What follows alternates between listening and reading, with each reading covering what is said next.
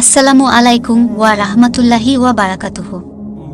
ইবনু আব্বাস রাজি আল্লাহ তালা আনহু নবী সাল্লাল্লাহু আলাইহি ওয়াসাল্লাম হতে তা বর্ণনা করেন।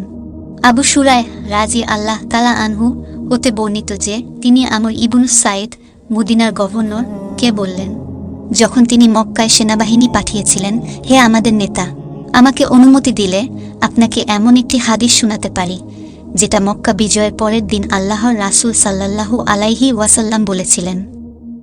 আমার দু কান তা শ্রবণ করেছে, আমার হৃদয় তা আয়ত্ত রেখেছে, আর আমার চোখ দুটো তা দেখেছে।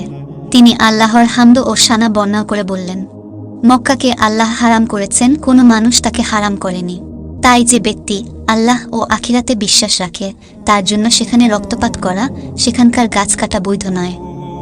কেউ যদি আল্লাহর রাসূলের সেখানকার লড়াইকে দলিল হিসেবে পেশ করে, তবে তোমরা বলে দাও, আল্লাহ তাআলা তার রাসূলকে এর অনুমতি দিয়েছিলেন, কিন্তু তোমাদেরকে তা দেননি। রসূলকে সেদিনের কিছু সময়ের জন্য অনুমতি দিয়েছিলেন।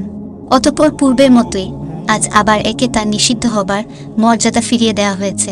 উপস্থিতগণ যেন অনুপস্থিতদের নিকট এ বাণী পৌঁছে দেয়। অতঃপর আবু শুরায় রাজি আল্লাহ তালা আনহু কে প্রশ্ন করা হলো, আপনার এ হাদিস শুনে আমর কি বললেন? আবু শুরায় রাজি আল্লাহ তালা আনহু উত্তর দিলেন, তিনি বললেন, হে আবু শুরায়, এ বিষয়ে আমি তোমার চেয়ে অধিক জানি। মক্কা কোনো বিদ্রোহীকে, কোনো খুনের পলাতক আসামিকে এবং কোনো চোরকে আশ্রয় দেয় না। সহিহ বুখারী 104। আল্লাহ তাআলা আমাদের সকলকে বুঝে চলার তৌফিক দান করুক। আমিন।